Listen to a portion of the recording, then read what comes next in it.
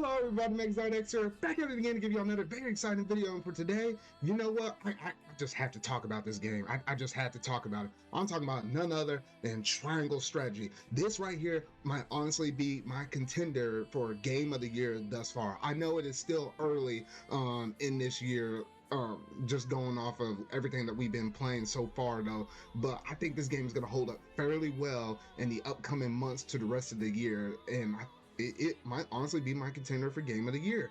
And you know what, I was just thinking about, how am I going to get my thoughts out there for this stuff? Well, if you hadn't already seen it, my ZardCast episode 29, I gave out my initial thoughts of Triangle Strategy, what I thought about it thus far, just kind of like a mini review.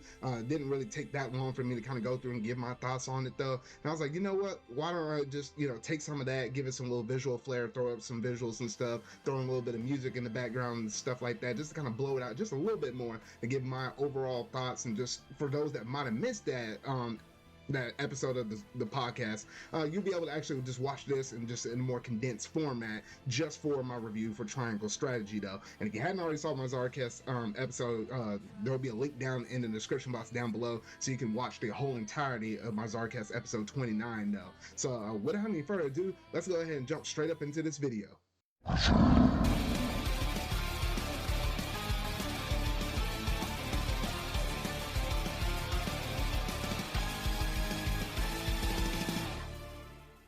Triangle Strategy. Now I'm gonna keep it real with every single one of y'all boys that are watching this, boys and girls that's watching this either on YouTube. This might be the sleeper hit of this year in terms of games. I never thought that this game would be that deep in terms of it being a strategy RPG. I love my Fire Emblem stuff, but the stuff that they were able to execute in this game alone, I was like, what the actual heck? Now I'm about to go into like my little mini review, I guess if you want to call it like that, because you start off playing through the game. Serenoa is your main protagonist. That's basically the person you're controlling for the majority of this game.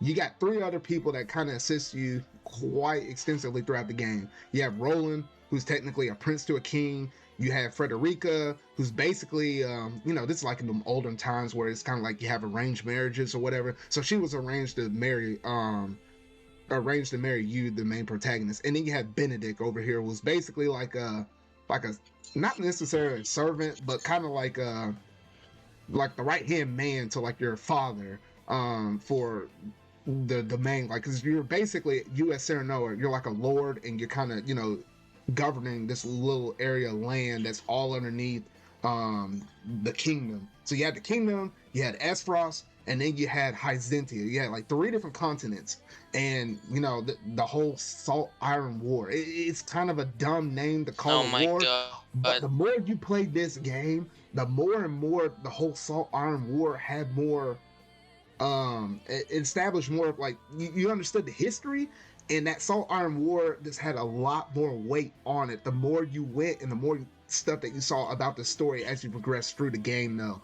But this game is deep. Like, for example, when you're going through and you're fighting on the terrain, like, there's height elevation, so attacking from the high ground would do slightly a little bit more damage than attacking from the low ground. You can go behind an enemy unit, attack them from the back, and you do a bit more increased damage like that. You can affect terrain and stuff. Like, you can summon a rainstorm down, make puddles on the ground, use somebody that can cast a lightning spell, and that lightning will spread and hit multiple enemies or / your allies, depending on where they're standing at on the ground. You can literally freeze the terrain, so it makes it harder for enemies, both you and allies, to be able to cut across. You can burn the ground. That way, when they're cutting through the fire and stuff, that does increase in.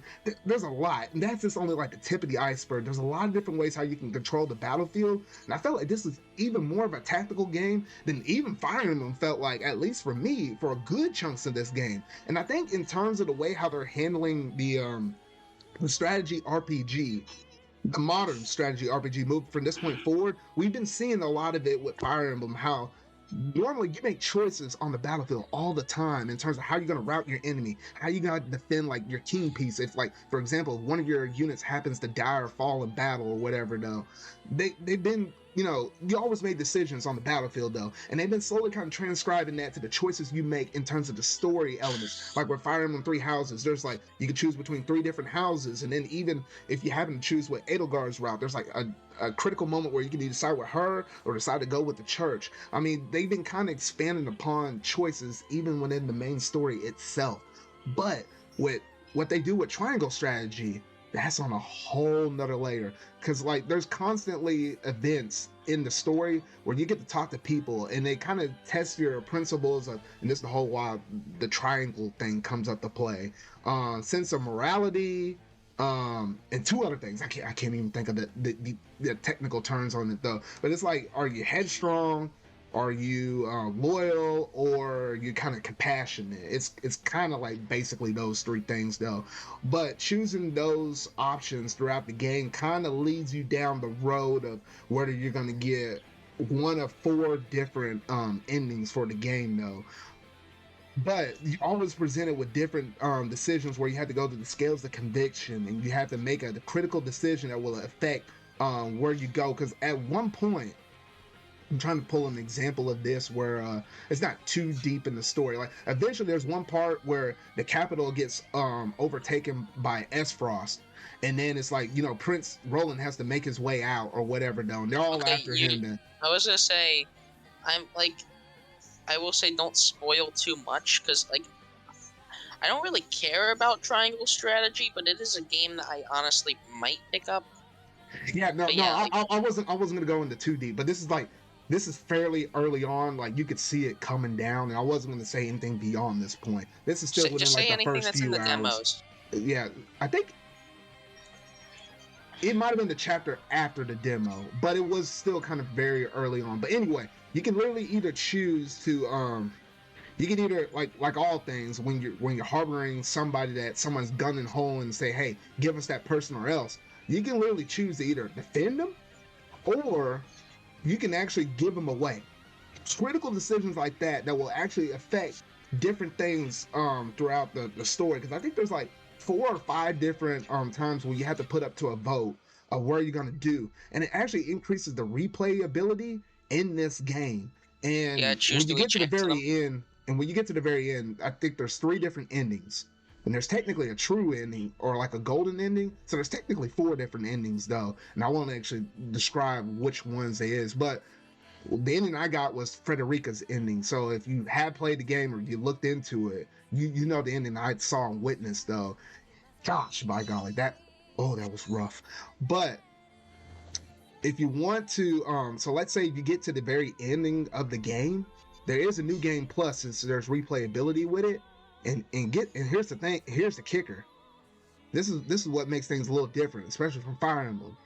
When you do New Game Plus, you can carry over all your units that you've been playing through, the series so far. And guess what? The enemies level scale with you.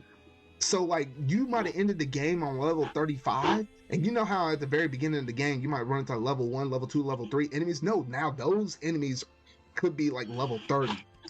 So the game gets progressively harder, and I think the level cap is at level 50. So they get progressively harder every time you restart your New Game Plus. So they knew people were going to be... beaten the game? Yeah, I've beaten the game. I got one of the endings. So I'm thinking about going for the golden ending, maybe. I was going to say, if there's multiple endings, then yeah, it's only fair to have a New Game Plus. Yeah.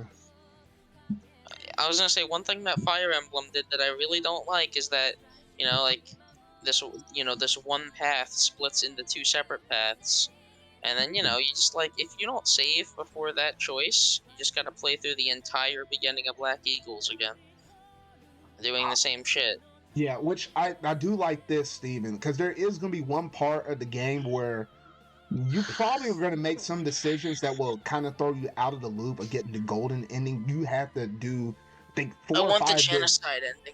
Yeah, you have to do you have to do 4 or 5 things right leading up to the golden endings. I don't think you're going to naturally get it the first time through, and it's tough. Does the game hint it, or is it just literally I gotta look for the guide? You literally have to just happen to choose 4 or 5 different decisions just right, and it's not even just choosing them right. Ending? Yeah, it's not even just It kind of sucks. that the true ending isn't hinted in the slightest? It's not hinted because you have to do certain scenarios where, and I don't want to actually tell what those scenarios are, but it's certain things in the game. You have to meet certain people and you have to not do certain things that allows you to do them later on. So if you happen to know about the golden ending, you kind of understood that reference of what I just said though, and it's because of that. That's why you will never get in the golden ending unless you kind of look on it or you just happen to luck out with your decisions, because there are some like morally tough decisions they make. There was some moments I was sitting through and playing the game and I was kind of scratching my head. I was like, or I was just had my hands in my face. I was like, I just honestly don't know which one I'm going to choose, and I just have to choose something. This game will get you to actually think and actually get you to feel though too. I don't know, at least for me, I can't really care about like a fucking serious story told with 8-bit sprites. Well, no, it's not even just now. You did kind of mention a good thing. You mentioned 8-bit sprites. It's technically 16-bit, but whatever. Okay, but fine. Even on top of that, it's the voice acting that sells it. If it was just text on the screen, I can understand why you were saying that though. But it's when you get that voice acting and some of these OSTs up in there. There's 2 of them I'm thinking of right off the top of my head. For y'all that might have played it, well, I guess no, there's no easy way of describing it though, but there's 2 OSTs up in there where I was like, you know what, it was really good though. But story point aside, the story is really good, but the gameplay is very rich, and it will cause you, like for example, like how I was talking about all the different things that I like how you can do with status elements and stuff in the game and stuff like that. The whole attacking from behind, the whole elevation thing. You can burn the field, freeze the field, electrify and stuff like that. It will get you to think, especially if you're playing on harder difficulties. These dudes will punish you like they ain't no tomorrow. I went through and played through the game on normal, and even then there were some matches where I was like, oh gosh, I have to restart it. Thankfully, they allow you to carry your experience over. So if you lose a battle, you can carry that experience over into your next battle or whatever though. If you restart it, however, in Fire Emblem, remember, you lose the battle, that's it. You don't walk away with anything. So yeah, so honestly, some really good stuff from this game. And I have a feeling I might go through and try to replay through the game, New Game Plus, and try to get the golden ending though. And that about does it in terms of my review for Triangle Strategy, my little short, quick and condensed review for Triangle Strategy. Kind of interesting how I was able to kind of spin it off of Steven, him providing some of his feedback, and I had some like rebuttals and stuff like that though. So it kind of made it a little bit more of an interactive review right there though. So yeah, so honestly, some really good stuff in this game. I've been enjoying the heck out of it. I am going through it right now to run through the game a second time to go through and try to complete the golden ending. And shoot, it takes a lot of work. You just got to start looking at that morality, utility, and liberty points, and you got to balance everything out, hence the name Triangle Strategy though. But overall, this is a phenomenal game. If you like strategy games, I highly recommend playing this game, because this game is a pure work of art, if I do say so myself though. But that's gonna basically do it in terms of this review for Triangle Strategy. So you really liked this video, make sure to go ahead and hit that like button, go ahead and hit that subscribe button and that bell to stay up to date on all things video game related I feel like talking about and discussing for the foreseeable future though. So remember y'all, until whatever video I make next, see y'all.